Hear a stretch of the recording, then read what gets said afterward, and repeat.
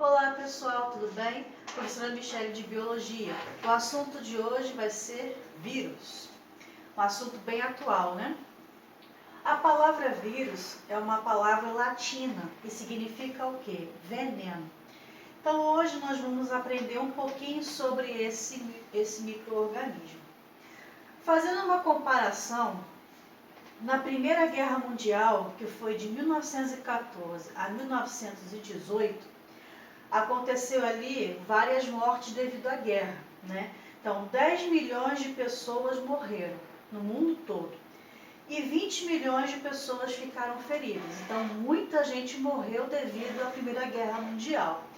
Mas se fizermos uma comparação com a gripe espanhola, que foi uma doença que aconteceu logo em seguida do término da Primeira Guerra Mundial, que foi de 1918 a 1920, então, quem não morreu, né, devido à guerra, né, foi 50 milhões de mortos, foi devido à gripe espanhola.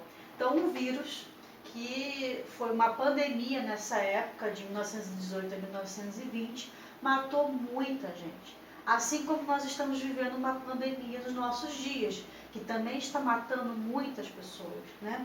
Então, se você comparar as pessoas que morreram por causa da guerra e as pessoas que morreram por causa dessa doença viral, muito mais pessoas morreram devido a um simples vírus.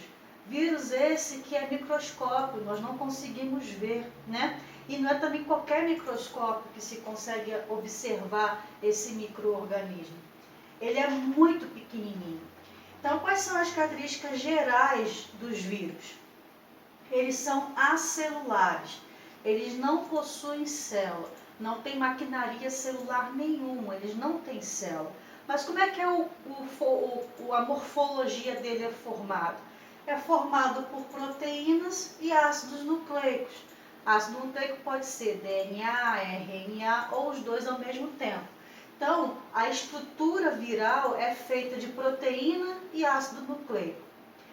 Como eu falei, eles são estruturas orgânicas muito pequenininhas, microscópicas.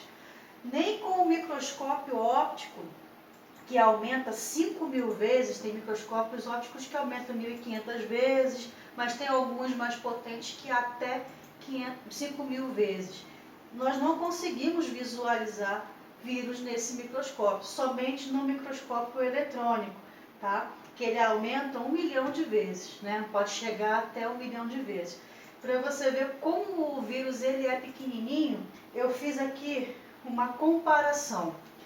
Então aqui, ó, nós temos uma bactéria, no caso aqui é a Escherichia coli, a Escherichia coli, que ela tem o tamanho de 1000 nanômetros. Nanômetros é uma unidade de medida para estruturas bem pequenas. Então, olha só, a bactéria tem 1000 nanômetros. O bacteriófago, que é um vírus que infecta essa bactéria, ele tem 225 nanômetros. Então, para você ver como ele é pequenininho, né? Para conseguir, inclusive, entrar na bactéria e parasitar ela. Mas existem outros vírus de outros tamanhos, né? Tem esse aqui, por exemplo, que é a estrutura parecida com a do coronavírus, que é 150 nanômetros. Mas tem outros que é 300 nanômetros, tem outros menorzinhos, né? Que é 90 nanômetros, 24 nanômetros. E se você comparar o tamanho desses vírus com o tamanho da bactéria, eles são bem menores. E se a gente comparar os vírus com uma hemácia, que é o glóbulo vermelho do nosso sangue, a hemácia é 10.000 nanômetros. Então, uma hemácia é muito maior do que uma bactéria e muito maior do que um vírus. Então, a comparação de tamanho, você consegue perceber o quanto ele é pequenininho. Então, com os nossos olhos, né, nós não conseguimos visualizar, nem com microscopia óptica, somente com microscopia eletrônica, que é muito mais potente, né, no aumento ali da visualização. Aqui, ó, tem uma fotografia vista em microscopia eletrônica do vírus coronavírus, né? Então você consegue ver ele na sua forma original. Isso aqui é uma foto de microscopia eletrônica. Continuando nas características gerais dos vírus, como eu falei, eles possuem ácidos nucleicos. Então, ele vai ter ali como material genético DNA ou RNA. E existem alguns casos que pode ter os dois ao mesmo tempo, como por exemplo o citomegalovírus. O citomegalovírus é um vírus que possui DNA e também RNA. Eles são considerados parasitas intracelulares obrigatórios, que podem sofrer, né, replicação e mutação. Como assim é um parasita intracelular obrigatório? Sem ter uma célula para ele entrar e usar o metabolismo daquela célula, ele não consegue sobreviver. Ele não tem metabolismo próprio, então ele usa o metabolismo da célula para fazer principalmente o quê? Sequestrar, vamos dizer assim, os ribossomos dessa célula, que é uma organela que fica no citoplasma da célula que fabrica proteína.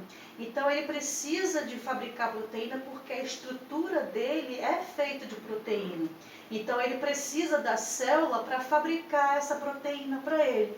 E ele usa outros mecanismos da célula também para fazer o quê? A sua replicação e a sua mutação, porque ele mistura o material genético dele com o material genético da célula. Eles possuem um capsídeo, que é uma cápsula de proteína que envolve ali o corpo do vírus. Eles podem ser também envelopados, então tem vírus que são classificados como envelopados e existe os não envelopados. O que seria esse envelope?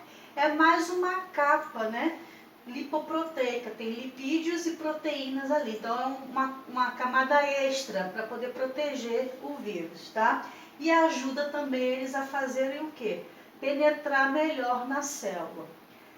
Os vírus, há muito tempo atrás, eles não eram considerados seres vivos, né? Então, muitos e muitos anos, né, estudando os vírus, os cientistas não consideravam eles como seres vivos. Por quê? Porque eles não possuem célula.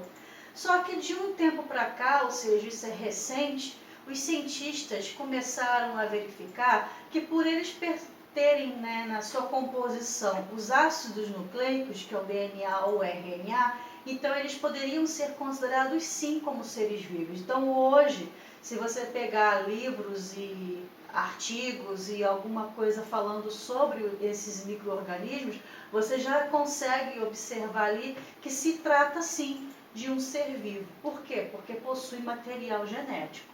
Então os vírus são seres vivos, sim. Não sofrem ação de antibióticos, claro, porque antibiótico é para matar o quê? Bactéria. Então, se é um medicamento específico para matar a bactéria, não adianta eu utilizar ele para matar vírus, não vai acontecer nada com o vírus. E fora da célula, ele recebe o nome de vírion. Então, fora da célula, ele é chamado de vírion. Dentro da célula, ele é chamado de vírus. São agentes infecciosos e causadores de muitas doenças. Próxima aula, nós vamos ver só doenças causadas, principais, né? Doenças causadas por vírus. Então, vocês vão ver que são bastante doenças, né? E vamos ver cada uma delas na próxima aula. Mas já fique sabendo que eles são causadores de muitas doenças. São altamente específicos. Então, existe vírus específico para parasitar vários tipos de célula. Então, eu tenho um vírus específico que vai parasitar somente o quê? Bactéria. Ele é conhecido como bacteriófago.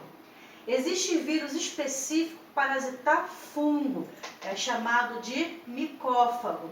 Existem vírus específicos para parasitar plantas, para parasitar animais e para parasitar algum tipo específico de célula. Exemplo, o vírus da herpes, ele gosta de parasitar células do epitélio, células epiteliais.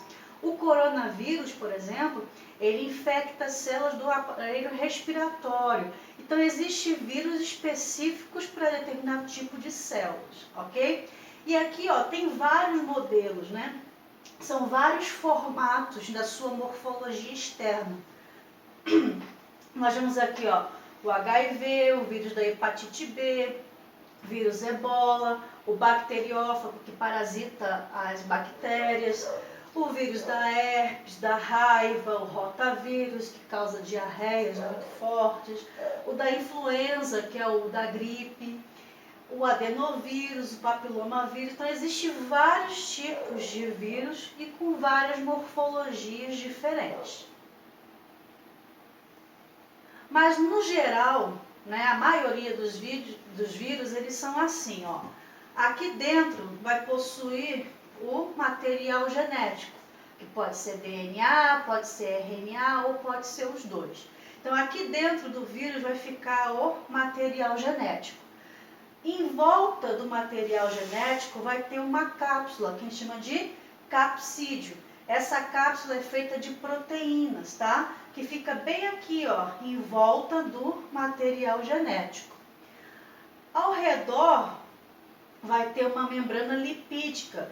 Essa membrana lipídica, o vírus, ele usa a célula ao qual ele está se hospedando, ao qual ele está parasitando, para construir essa camada aqui, essa membrana lipídica.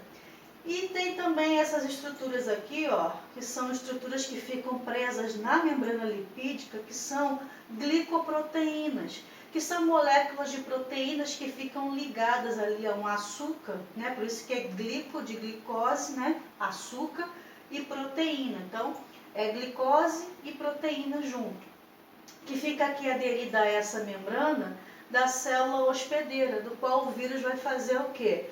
Vai penetrar. Então, essas estruturas aqui ajudam a ele se ligar na membrana plasmática da célula e ajuda ele a entrar na célula. Ele pode entrar todo dentro da célula, tá? A estrutura inteira. Ou ele pode fazer igual o bacteriófago faz. Ele fixa na membrana da célula e vai penetrar ali somente o quê? O material genético do vírus, tá? Então, ele pode fazer dessas duas maneiras. Ou ele entra todo dentro da célula, com tudo, com glicoproteína, com membrana lipídica, com capsídeo, com tudo. Ou ele vai se fixar na membrana da célula e vai penetrar somente o quê? O material genético, ok? Existem alguns vírus, como os chamados retrovírus. O exemplo, nós temos o HIV, né, que é o que provoca a AIDS. Ele tem uma enzima chamada transcriptase reversa. Essa enzima, ela faz o inverso da síntese de proteína. Vai ser um assunto que nós vamos estudar mais para frente, mas a síntese de proteína é quando o DNA, dentro do DNA, tem um local ali específico para a formação de cada proteína. E o RNA faz uma cópia daquele DNA, que é o RNA mensageiro, para fazer o quê? A formação da proteína. O vírus, né, o retrovírus, ele faz o sentido inverso. Em vez de transformar DNA em RNA, o vírus ele vai fazer o seguinte: o material genético dele é RNA. Então, com a ajuda dessa enzima, ele vai transformar RNA em DNA, ok? Então, essa transcriptase reversa, que é encontrada nos retrovírus, ou seja, aqueles vírus que têm o RNA como ácido nucleico, como material genético, vai transformar esse RNA em DNA, tá? E aqui é o que acontece dentro da célula, que é o ciclo do HIV. Então, aqui eu tenho o vírion. Vírion é o nome que se dá quando o vírus está fora da célula. Então, ali eu tenho o vírion do HIV. Ele vai chegar na célula e vai se fixar na membrana plasmática da célula, com o reconhecimento das glicoproteínas com a membrana plasmática dessa célula. E quais células que o HIV costuma fazer isso, costuma parasitar? São as células do nosso sistema de defesa, né, sistema imunológico, principalmente os linfócitos T. Então, ele vai se aderir à membrana plasmática da célula, vai penetrar aqui, ó, vai adicionar dentro da célula o seu material genético, que é o RNA, já que ele é um retrovírus. Esse RNA precisa ser modificado em DNA. Por quê? Porque o DNA do vírus vai se aderir ao DNA da célula. Então, aqui, ó, a membrana plasmática da célula, aqui é o citoplasma e aqui é o núcleo. local onde fica o RNA. Então, esse DNA aqui do vírus precisa entrar e acoplar ao DNA da célula. Mas, para ele fazer isso, ele precisa ser modificado, já que ele era RNA. Aí a enzima transcriptase reversa transforma RNA em DNA, para que esse DNA fique junto ao DNA da célula. E com isso, misture o material genético do vírus com o da célula. E aí, o que vai acontecer? Vai acontecer que esse DNA aqui, transcrito pelo RNA do HIV, ele vai começar a fazer o quê? A se multiplicar. Multiplicando, ele vai sair aqui do núcleo, vai para o citoplasma da célula, onde vai ter ali uma organela que é o ribossomo. Ele vai fazer proteínas para encapsular esse material genético que foi replicado, vai formar uma nova capa de proteína ali, que é o capsídeo, e vai formar também uma glicoproteína, que é a membrana glicolipídica do vírus, que vai pegar um pedaço aqui da membrana plasmática da célula e vai fazer isso, e o vírus vai sair aqui, ó, completinho, com o seu capsídeo, com sua camada de glicoproteína, para fazer o quê? Sai dali daquela célula para encontrar novas células para parasitar. E geralmente, essa célula aqui, que foi parasitada anteriormente, ela é destruída. Por isso que as pessoas que têm o vírus, né, o HIV, não só o HIV, mas outros vírus também, ele vai fazendo o quê? Conforme ele vai se multiplicando no corpo do hospedeiro, ele vai destruindo as células. E a pessoa fica ali debilitada, fica passando mal, fica com mal-estar e pode acabar até a morrer, né? A falecer devido a esse vírus estar fazendo isso no corpo da pessoa, destruindo principalmente o sistema imunológico, ok? Como os vírus atacam os seres humanos? Pode ser de várias maneiras. Uma pode ser a mutação. Então, o vírus que eu coloquei exemplo aqui é o H1N1, que é conhecido como gripe suína. Esse vírus, ele atacava principalmente o quê? Porcos, né? Então, ele estava ali nos porcos. Como que ele conseguiu sair do porco e entrar no corpo humano e provocar a gripe suína, que é o H1N1? Através de uma mutação. Porque lembra que eu falei que os vírus eles são altamente específicos? Então ele era específico para parasitar células de suínos. E agora está parasitando células de seres humanos. Como é que ele conseguiu fazer essa adaptação? Através de mutação, principalmente de mistura de material genético. Então ele pode sofrer mutação e parar de parasitar um certo tipo de célula e passar a parasitar outra. Uma outra maneira é a perda do isolamento, que foi o exemplo do HIV, né? O vírus que provoca a AIDS. A AIDS começou em civilizações pequenas, em tribos pequenas na África, mas por perda do isolamento, ou seja, aquelas pessoas que estavam contaminadas, entrando em contato com outras pessoas, e essas pessoas começaram a fazer o quê? A espalhar o vírus pelo mundo. Hoje a AIDS também é uma pandemia. Em qualquer lugar do mundo que você vá, tem uma pessoa contaminada com HIV. Né? Então ele já é também considerado uma pandemia. Então a perda do isolamento, ou seja, fez com que esse vírus ganhasse espaço e proporções para que pudesse parasitar mais pessoas. Transmissão de animais para humanos. Nós temos aí, né, os exemplos, né, da SARS, da MERS e da Covid-19, que é a que a gente está vendo hoje, né? Como que esses animais passaram para os humanos essas doenças, né? Principalmente a SARS e a MERS e a Covid-19 são vírus que parasitavam animais. No caso da SARS e da Covid-19, era encontrado em morcegos. E no caso da MERS, era encontrado em camelos, né?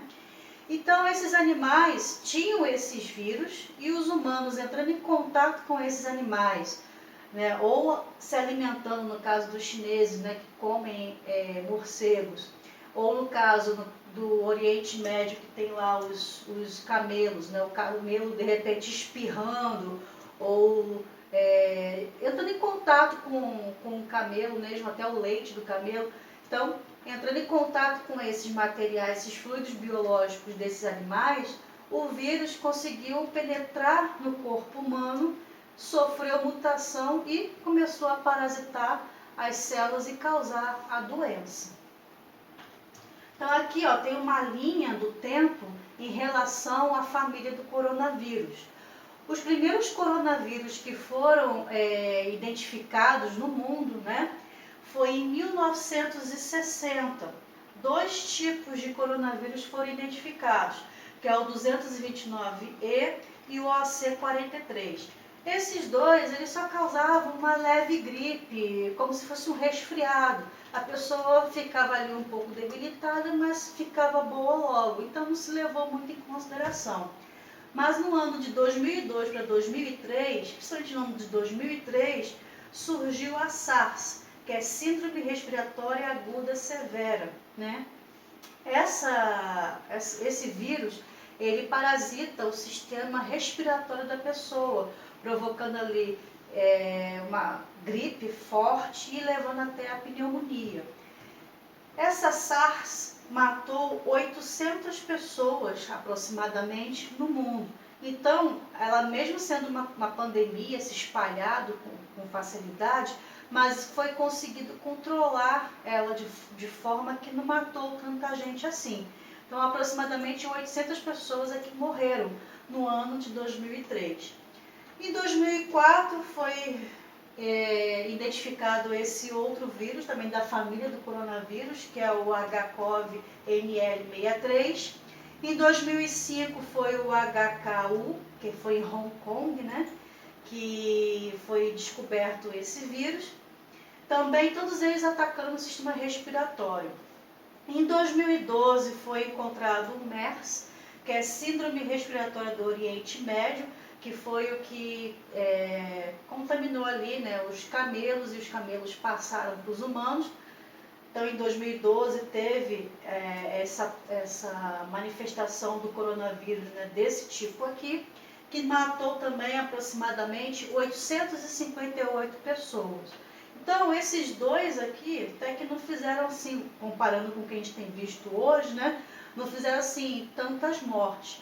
Mas já o SARS-CoV-2, que é o que está provocando a Covid-19 nos nossos dias, foi em 2019, né, no início de 2019, aliás, final de 2019 e início de 2020, que ele surgiu, foi justamente esse vírus aqui que está causando a pandemia que nós estamos vivendo hoje, que já está aí ao alcance de 100 mil pessoas, né, contaminadas e mortas. Então já está causando a quantidade de mortes muito maior do que a SARS e a MERS. E ainda não parou, né? Infelizmente. Ainda pode surgir mais mortes, mais pessoas infectadas, porque ainda está no processo de virulência, ainda está no processo de pessoas entrando em contato com o vírus e se contaminando e ficando doentes com ele. Então, só relembrando, a profilaxia para evitar pegar esse tipo de vírus, né? Então, quais são as medidas de prevenção, ou seja, a profilaxia? Já que é um vírus que você pega em contato com pessoas doentes, em saliva, tosse, espirro e material contaminado, então o que eu tenho que fazer para me proteger? Higiene, principalmente higiene das mãos. Tá? Então, sempre lavar as mãos com água e sabão, ou então usar o álcool gel 70%, né? Manter utensílios pessoais sempre limpos e de uso próprio, como talheres, né? Copos. Ainda não existe vacina contra o coronavírus, mas já estão aí pesquisadores correndo para poder fazer a vacina, mas enquanto isso, outras doenças que são provocadas por vírus têm como profilaxia a vacina, como por exemplo a gripe, né? Então é anual, todo ano tem que se tomar essa vacina para fazer o quê? Aumentar o sistema imunológico e combater de forma natural, o seu corpo combater de forma natural a essa doença. E hábitos saudáveis, dormir bem, se alimentar bem, para manter o seu sistema imunológico sempre ativo e funcionando de forma, perfeita. Evitar lugares com aglomerações de pessoas, evitar contato com os doentes ou suspeitos de serem doentes. Fazer a quarentena, que é o que a gente está fazendo no momento, então não sair, só sair se precisar realmente para fazer alguma coisa importante. E não viajar nesse momento. A gente fica ali isolado em casa, mas doido para sair, mas se você respeitar a quarentena, evita que você e sua família peguem essa doença. Falando em espalhar, em se propagar, existe 2 ciclos que o vírus faz para fazer a sua reprodução, tá? Então existe o ciclo lítico e o ciclo lisogênico, que é o tipo de reprodução, principalmente dos bacteriófagos, mas serve para todos os vírus. Então olha só, aqui eu tenho uma célula, tá? Qual célula seria essa? Já que eu estou falando de bacteriófago, então o bacteriófago ele é específico para parasitar bactérias. Então essa célula aqui seria uma bactéria. O bacteriófago ele vai fixar na membrana plasmática da bactéria, vai depositar o seu material genético dentro da célula, que está representada por essa parte vermelhinha aqui da foto.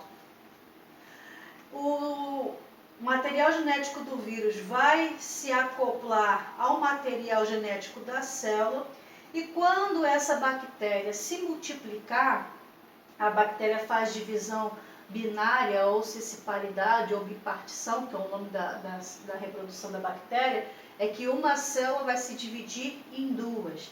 Então essas 2 novas células que vão se originar dessa daqui, vai ter ali o material genético do vírus. E quando essa se multiplicar também, vai espalhar o material genético do vírus. Então o ciclo lisogênico é isso. O material do vírus ele é acoplado na célula e quando essa célula se divide, se multiplica, vai levando, vai espalhando aquela carga viral, aquele DNA ou RNA do vírus para todas as outras células, ok? E isso é o ciclo lisogênico. E o ciclo lítico, o que acontece? Acontece praticamente a mesma coisa, com uma diferença. Então aqui, ó, o bacteriófago também vai se aderir à membrana plasmática da célula, vai inserir o seu material genético que vai acoplar ao material genético da célula. Só que esses vírus, ele vai estar na sua alta incidência de virulência. Ele vai fazer o quê? Ele vai se multiplicar. Então vai ter várias cópias, várias réplicas desse vírus dentro da célula. Esses vírus vão estourar, ou seja, vão danificar essa célula para poder fazer o quê? Sair de dentro dessa célula. Nisso, quando eles saem, eles destroem a célula, eles matam essa célula. E eles vão sair à procura de quê? De novas células para parasitar. Então essa é a diferença entre o ciclo lisogênico e o ciclo lítico. O lisogênico, a célula não vai morrer. Ela vai continuar carregando o material genético do vírus ali, vai se multiplicar e nada vai acontecer. Já no ciclo lítico, o vírus vai romper, ele vai destruir a célula. E quando ele destrói, novos vírus saem à procura de outras células para poder fazer para parasitar essa célula, ok? Então essa é a diferença do lisogênico para o lítico. Existe também uma estrutura chamada de prion. Prion é uma proteína patogênica. Não é vírus, não é bactéria, não é nenhum micro-organismo. É só o quê? Uma proteína. Essa proteína ela pode ser normal, encontrada no corpo do organismo e não acontecer nada. Mas essa proteína ela pode sofrer uma alteração e passar a ser patogênica, ou seja, causar uma doença. Um exemplo de prion muito conhecido é o prion que causou a doença da vaca louca, também conhecida como encefalopatia espongiforme. Então, dentro do organismo da vaca, tinha essa proteína normal, ela sofreu uma alteração e passou a provocar essa doença. Quando pessoas se alimentaram da carne desse animal, eles contraíram essa proteína patogênica que, dentro do corpo da pessoa, causava vários problemas, principalmente o quê? Problemas como, que a gente conhece da vaca louca, né? Que as principais sintomas eram espasmos musculares, perda progressiva da função mental, e essa doença pode passar até anos sem se manifestar, mas também quando se manifesta causa problemas neurológicos na pessoa, né?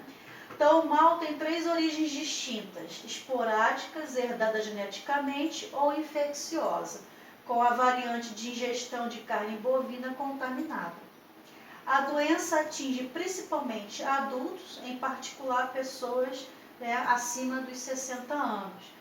E a maioria dos pacientes morre, geralmente de pneumonia, entre os 3 e 12 meses da doença, mas há casos de pessoas que sobreviveram 2 anos ou até mais. A confirmação do diagnóstico pode ser feita por pesquisa dessa proteína, que é o prion, né, que é essa proteína patogênica, encontrada ali na pessoa através de um exame de biópsia, tá, de tecido cerebral, e esse prion, essa proteína pode ser tão ruim para a pessoa que pode levar à morte. E como é que a vaca, então, ela se contaminou com essa proteína patogênica? Então, foram pesquisas, né, feitas a respeito e descobriram que vísceras de vacas mortas que tinham essa proteína foram usadas para fabricar ração para as outras vacas. Visto que a vaca é um animal herbívoro, por que estavam dando para ela como ração vísceras, que é produto animal, né, ou de origem animal? Isso daí provocou o quê? Essa mudança nos prions da proteína da vaca, que era normal, para patogênica, e elas ficaram contaminadas e espalharam a doença para as pessoas quando as pessoas comiam essa carne contaminada com essa proteína patogênica. Então daí se espalhou, né, essa doença, encefalopatia espongiforme, conhecida como vaca louca. Mas cuidado, prion não é um vírus, não é uma bactéria, não é um micro-organismo, é uma proteína patogênica, tá? Eu coloquei aqui justamente para isso, para poder diferenciar, porque tem pessoas que acham que é vírus, mas não é. Ok? Então ficamos por aqui. Vocês podem ler o capítulo da apostila, faz os exercícios. Qualquer dúvida me manda uma mensagem e até o próximo vídeo, até a próxima aula. Um grande abraço. Tchau.